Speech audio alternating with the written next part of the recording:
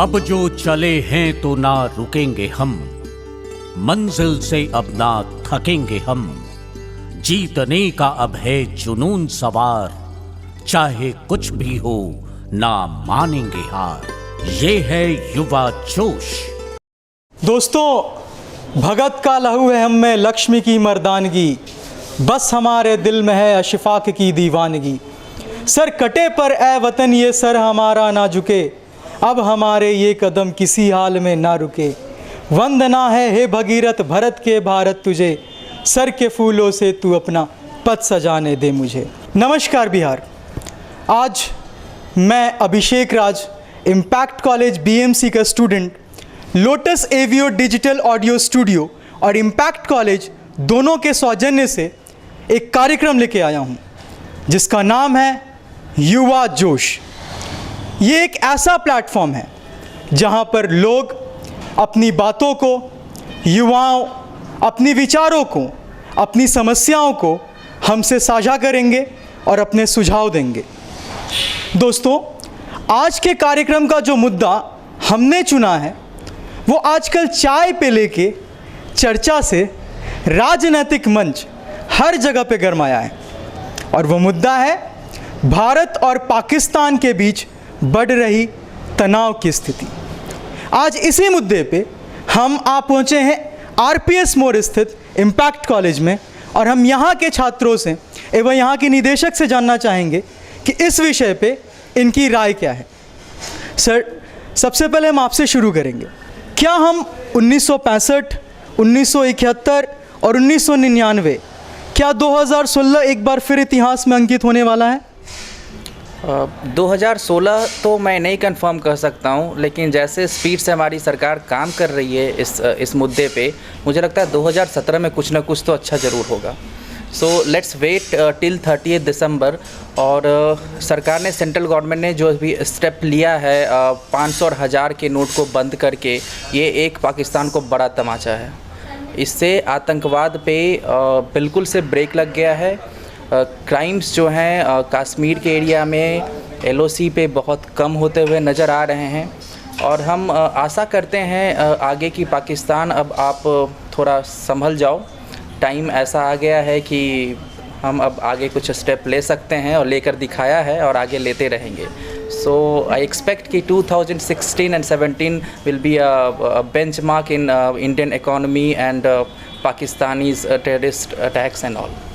अच्छा सर, हम जानना चाहेंगे आपसे, ये जो समस्याएं अभी हमारे सामने हैं, जो तनाव की स्थिति भारत और पाकिस्तान के बीच में बनी हुई है, आपके हिसाब से इसका मुख्य कारण क्या है? आतंकवाद एक सबसे बड़ा मुद्दा है।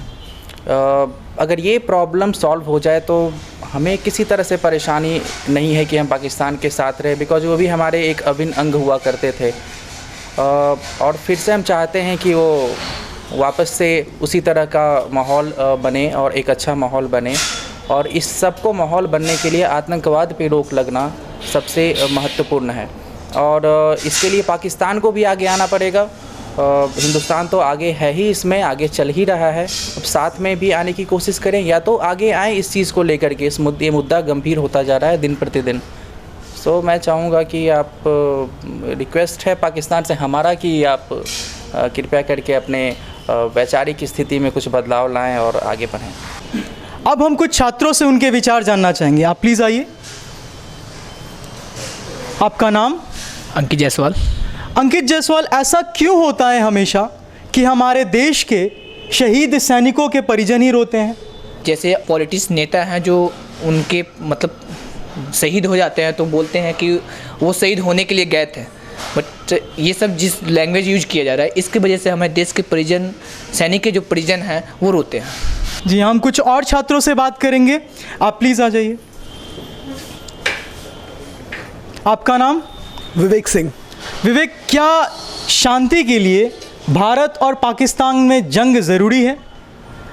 I do not think so, because before war puts an end to mankind, mankind must put an end to war, because after all, the main art of war is always to subdue your enemy without fighting. You have to get close to your enemy. You have to solve the issue without a fight, and that is all I think, because a war is not a solution to anything.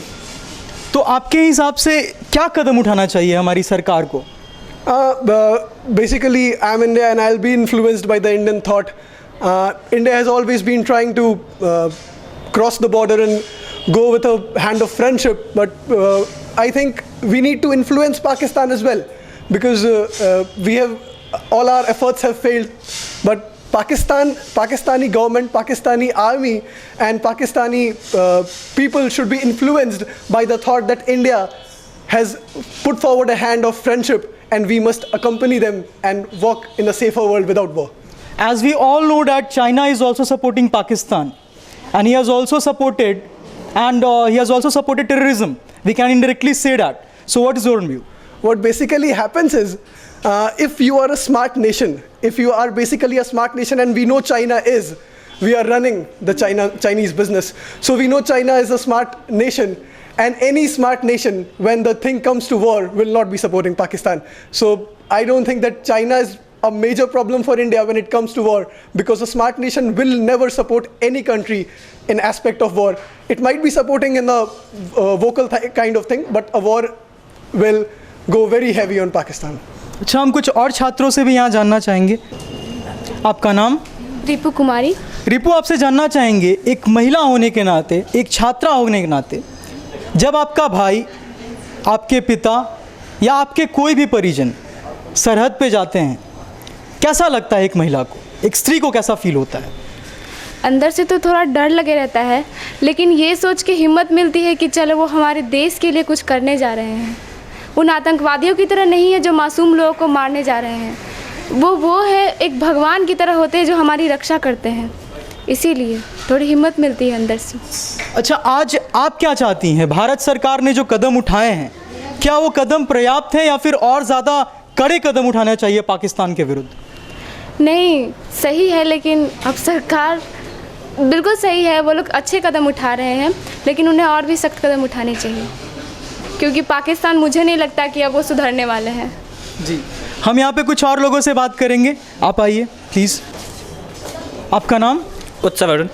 उत्सव, कुछ राजनीतिक दल और कुछ राजनेता ऐसा कहते हैं, आपने भी सुना होगा, खून की दलाली जैसे शब्दों का यूज़ करते हैं, जो धर्म के नाम पे धार्मिक कट्टरपंथता फैलाते हैं.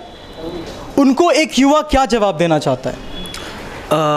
उन जैसे नेताओं को तो सबसे पहले ये सोचना चाहिए कि वो जहाँ रह रहे हैं वो एक धर्मनिरपेक्ष राष्ट्र है. तो सबसे पहली बात है कि वो जहाँ रह रहे हैं वो एक धर्मनिरपेक्ष राष्ट्र है. तो उसी के अकॉर्डिंग उन्हें भी इस बात का ध्यान रखना चाहिए कि हर धर्म के लोग एक समाज का हिस्सा हैं, और हर धर्म के लोग किसी भी धर्म के ऊपर उंगली उठा के उन्हें नाजायज़ नहीं कहा जा सकता. और इस तरीके से अगर किसी पर भी टिप्पणी करना सही साबित कहीं से भी नहीं है, और ये जो है एक सांप्रदायिकता को ही बढ़ावा देता है. और जिस वक्त अगर सांप्रदायिकता को बढ़ावा देता है तो कहीं ना कहीं वो खुद जो इसे बढ़ाने में सहायता कर रहे हैं वो भी इससे प्रभावित हो सकते हैं. तो इस चीज़ को तो ध्यान से देख नहीं पाते, पर शायद इसे अगर वो ध्यान से समझें तो उनके लिए ज़्यादा बेहतर होगा. ताकि अगर इस तरीके के ना करेंगे वो बयानबाजी जिससे सांप्रदायिक दंगे हो सके, तो हमारी जनता में भी कोई आक्रोश नहीं पैदा होगा. खासकर वैसे जिन्हें सब अपना आइडल समझते हैं, और अगर वैसे कोई नेता कुछ इस तरीके की टिप्पणी करते हैं कि हमारा जो किसी दूसरे धर्म को लेकर के या रिलीजन को लेकर के अभी जैसे सबसे बड़ा मुद्दा है आतंकवाद, तो उसका कोई खास धर्म नहीं होता. एक व्यक्तिगत जाति बनाकर इसे पूरी तरह से गलत साबित किया गया है. तो किसी भी धर्म को आप आतंकवाद का नाम देकर या फिर जिहाद, बहुत सारे शब्द इसके लिए यूज में लाए जाते हैं, ये एक सांप्रदायिक को बढ़ावा देना और कुछ नहीं. तो इस तरीके के उन सभी से निवेदन है, जितने भी बड़े बड़े लोग हैं, नेता हैं, कि इस तरीके के किसी भी सांप्रदायिक शब्द का और किसी धर्म से उसे संबंधित ना करें. जी दोस्तों, कार्यक्रम को आगे बढ़ाते हुए हम कुछ और लोगों से बात करना चाहेंगे. आप प्लीज़ आइए. आपका नाम मैम? मेरा नाम प्रियंका हंसा है. प्रियंका मैम, आपसे जानना चाहेंगे, एक माँ, एक बहन, एक बेटी, जब उसके परिजन सरहद पे जाते हैं, सीमा की रक्षा करने जाते हैं और शहीद हो जाते हैं, कैसा महसूस होता है? नेचुरली बहुत ज़्यादा बुरा लगता होगा, बहुत शोक होती होगी और जितनी पीड़ा उनके साथ होती होगी उसको शब्दों में बयान करना बहुत ही मुश्किल है। वो सिर्फ दिल से महसूस किया जा सकता है। आज देश क्या चाहता है? लड़ाइयाँ तो हर हाल में ख़राब होती हैं, नहीं होनी चाहिए। सिर्फ जान का नुकसान नहीं होता है, बहुत सारी ऐसी चीज़ें हैं जो अधूरी रह जाती हैं। बहुत दर्दनाक है सब कुछ जो कुछ भी हो रहा है। तो शांति हर हाल में, और ऐसे भी भारत जो हमारा देश है वो शांति का समर्थक है। तो इसीलिए मेरे ख्याल से तो लड़ाइयाँ हर हाल में ख़राब होती हैं और हम लोग जो हैं वो शांति को सपोर्ट करते हैं। अच्छा, कल प्रधानमंत्री का हम भाषण सुने थे और प्रधानमंत्री ने एक बहुत अच्छी बात कही थी कि युद्ध से सिर्फ जान का नुकसान नहीं होगा। उन्होंने कहा था कि रेल में यात्रा कैसे करेंगे, पैसे कहाँ से आएंगे, देश 10 साल पीछे चला जाएगा। आप उनकी इन बातों से किस तरह से इत्तेफाक रखती हैं? हाँ बिल्कुल, उन्होंने बहुत ही सही कहा। लड़ाइयाँ सिर्फ बंदूक और तोपों से नहीं होती। कुछ छुपे हुए लोग भी होते हैं जो देश में एक दीमक की तरह लगे हुए हैं। भ्रष्टाचार, काला धन, काला बाजारी, ये सारी चीज़ें भी हैं जो एक तरह से हमारे लिए दुश्मन हैं और हमारे विकास में बाधा पहुंचाती हैं ये चीज़ें। तो इन पे कंट्रोल करना चाहिए और युद्ध स्तर पे कंट्रोल करना चाहिए। तो ये जो भी नोटबंदी का स्टेप्स उन्होंने लिया है वो एक तरह से युद्ध है ये, और करप्शन के विरोध में ये बहुत बड़ा स्टेप है और सपोर्ट होना चाहिए। अगर हम जियो के सिम लेने के लिए 10 घंटे लाइन में लगे रहते हैं और जितनी बार हमें स्टोर्स वाले बुलाते हैं हम उतनी बार दौड़ कर जाते हैं, तो क्या काला धन के लिए हम सरकार को सपोर्ट नहीं कर सकते हैं? दूसरी बात जो मैं कहना चाहती हूँ वो ये है कि बार बार हमें बताया गया था कि काला धन के लिए वो बहुत नियम बनाने वाले हैं, बहुत कुछ प्लानिंग चल रही है। तो जब ये प्लानिंग हो रही थी और बार बार बहुत सारी चीज़ें बताई गई थी, बहुत सारी चीज़ें करी जा रही थी, तो लोगों ने ज़रा सा भी सपोर्ट नहीं किया था उस टाइम पे। और अब जब अचानक ये चीज़ें हो गई हैं तो लोगों का जो रिएक्शन है वो मुझे बिल्कुल समझ में नहीं आ रहा है। जो मेहनती हैं, जैसे मैं 8 से 10 घंटे काम करती हूँ, तो मुझे बिल्कुल आपत्ति नहीं हो रही है। मैं बहुत निश्चिंत हूँ क्योंकि मुझे पता है मेरे पास कितने पैसे हैं और मुझे उनसे कोई प्रॉब्लम भी नहीं हो रहा है। बैंक्स में जहाँ तक का सवाल है, जिनके भी खाते हैं वो जाकर वहाँ से उनको एक्सचेंज करा सकते हैं आसानी से। हाँ, आधा घंटा लगेगा, 1 घंटा लगेगा, 2 घंटा लगेगा, लेकिन जिस तरह से अफरा तफरी मची है, मुझे वो मेरे समझ से परे की चीज़ें हैं। वो बिल्कुल अजीब सा लग रहा है। मुझे लग रहा है जैसे हम लोग पढ़े लिखे हैं ही नहीं, कोई कुछ भी कह रहा है, अफवाह में आ जा रहे हैं। तो क्या देश के प्रधानमंत्री जो बोल रहे हैं या RBI जो निर्देश दे रहा है, उससे ज़्यादा ज़रूरी अफवाहें हो गई हैं? हमें क्या उन अफवाहों पर ध्यान देना चाहिए? अपना भी बुद्धि है, अपनी भी हमारे विवेक है, और मेरे ख्याल से जो शिक्षा अगर ज़रा सा भी जिन्होंने कहीं से भी पढ़ा है, थोड़ा सा भी पढ़ा है अगर, तो ज्ञान है, तो अपने विवेक से काम लें। और 50 दिन कम नहीं होते हैं, काफ़ी लंबा समय होता है, और उतनी बार में तो हम लोग शायद 2 बार सैलरी निकलवा लेंगे अपनी। तो मैं तो स्वागत करती हूँ, और इस तरह के युद्ध बहुत अच्छे से होने चाहिए। अभी तो नोटबंदी है, कल के भाषण में तो आपने भी सुना होगा अभिषेक कि अभी अवैध संपत्ति वालों पे भी होने वाला है शिकंजा। तो काफ़ी कुछ है, वेट एंड वॉच। अच्छा, एक कुछ देश प्रेम के नाम आपसे कुछ हो जाए तो मैम?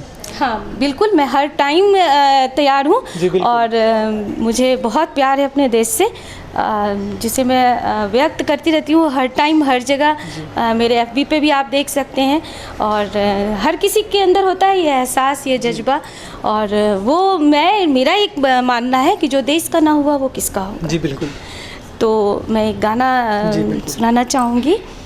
ऐ मेरी प्यारी वतन, ऐ मेरी अहली चमन, तुझ पे दिल कुर्बान, तू ही मेरी आरज़ू, तू ही मेरी शान, ऐ मेरी प्यारी वतन।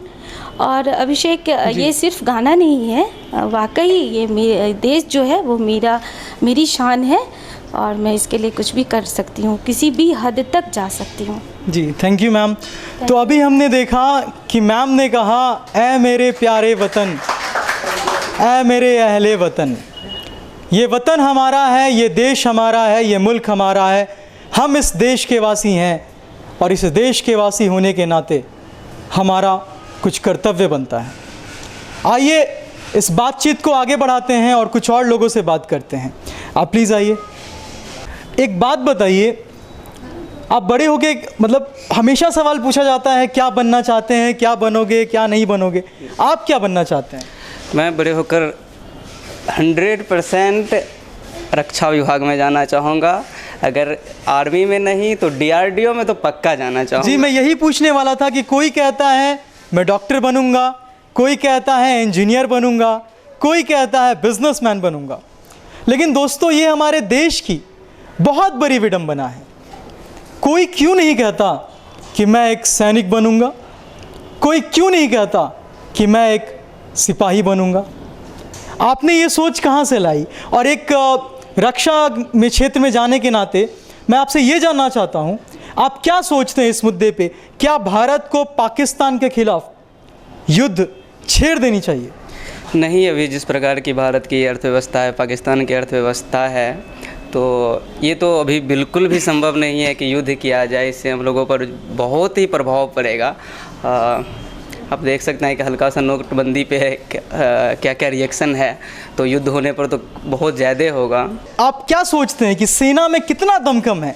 भारतीय सेना क्या कर सकती है? बड़ा अच्छा सवाल है। जितनी पाकिस्तान की पॉपुलेशन है उससे ज़्यादा तो हमारी सेना है। वाह वाह। तो ये अच्छा था। हमारी सेना तो काफ़ी मजबूत स्थिति में है। पाकिस्तान से अगर चाइना, आप कुछ देर पहले चाइना वाले क्वेश्चन था कि चाइना, लेकिन हम अगर अपने हिस्ट्री पर डालें तो एक 1960 के आसपास जो युद्ध हुआ था, उससे पहले 4000 वर्षों तक भारत और चाइना में किसी प्रकार का युद्ध नहीं हुआ। तो एक इत्तेफाक था जो हुआ, और अगर चाइना भी नहीं कभी नहीं चाहेगा कि हमारी अर्थव्यवस्था पर इस पर। एक दीपावली में आप देख सकते हैं जो हल्का सा हम लोग जो पटाखा बैन पे कितना अच्छा रिएक्शन रहा और उसका कितना नुकसान हुआ, तो इसलिए वो भी नहीं चाहेगा कि कभी भी पाकिस्तान का करें। अगर वो चाइना अगर साथ देता है पाकिस्तान का, तो इधर से हम लोग भी अकेले नहीं हैं, बहुत सारे देश हैं जो हम लोग को सपोर्ट करेंगे। जी थैंक यू। हम कुछ और लोगों से भी जानना चाहेंगे। आपका नाम? अलका कुमारी। अलका, आप क्या सोचती हैं, क्या देश जिस तरह से विकास की गति पे आगे बढ़ रहा है, युद्ध छेड़ने से नुकसान होने वाला है? हाँ बिल्कुल। किसी का भला नहीं होने वाला है? बिल्कुल नहीं होगा। तो आप एक युवा होने के नाते, एक स्त्री होने के नाते क्या सोचती हैं?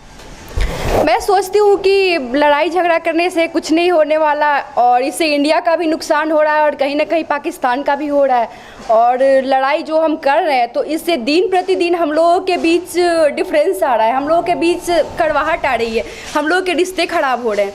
तो ऐसा है कि अभी मतलब ये बात पाकिस्तान सरकार को भी समझना चाहिए, वहाँ के गवर्नमेंट को भी समझना चाहिए कि वो आतंकवाद को कहीं ना कहीं बढ़ावा देकर बहुत बड़ी गलती कर रहे हैं। अगर वो आतंकवाद को बढ़ावा दे रहे हैं, इसका मतलब क्या है कि वो कहीं ना कहीं वो भी उसमें शामिल है, और वो ऐसा कर रहे हैं तो फिर ये बहुत बड़ी गलती कर रहे हैं। ऐसा नहीं होना चाहिए। इंडिया भी पाकिस्तान दोनों तो एक ही मतलब था ही पहले, बाद में वो डिवाइड हो गया।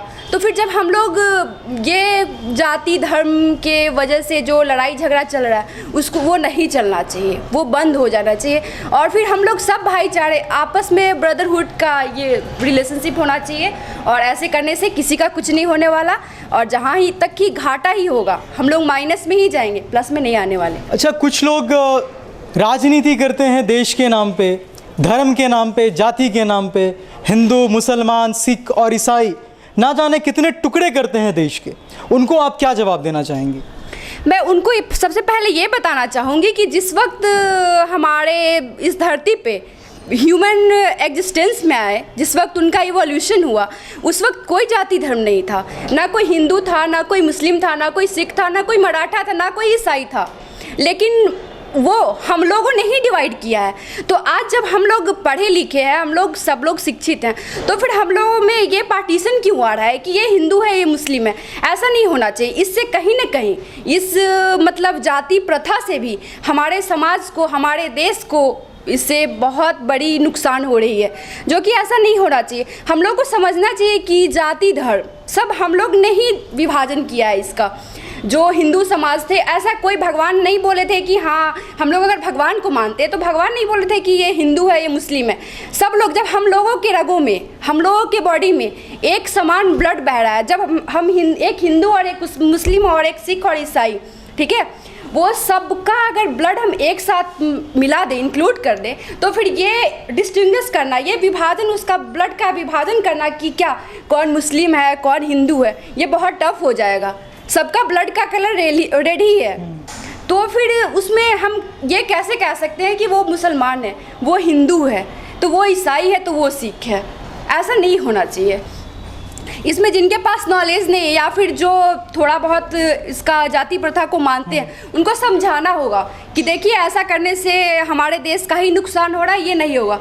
सब लोग, हम लोग एक ही स्पीसीज से बिलोंग करते हैं, एक ही हम लोग का फाइलम है, एक ही हम लोग का जी बिल्कुल ये ऑर्डर है, तो फिर क्या डिफरेंस कैसा? ये डिफरेंस नहीं होना चाहिए। इससे बहुत बड़ी नुकसान हो रही है हमारे इंडिया को, ये नहीं होना चाहिए। जी थैंक यू। तो अभी हम इम्पैक्ट कॉलेज में थे और यहाँ के विद्यार्थियों से, यहाँ के युवाओं से, यहाँ के टीचिंग स्टाफ से और यहाँ के डायरेक्टर से हमने ये जानने की कोशिश की कि क्या हमारा देश सच में बदल गया है, क्या हमारा देश सच में आगे बढ़ गया है। आज देश को क्या चाहिए? देश को वार चाहिए, देश को पीस चाहिए, देश क्या मांगता है? दोस्तों, अगले मुद्दे के साथ हम फिर मिलेंगे युवा जोश के इसी प्लेटफॉर्म में और कुछ और युवाओं से, कुछ और लोगों से उनकी विचार जानने की कोशिश करेंगे। तब तक के लिए धन्यवाद।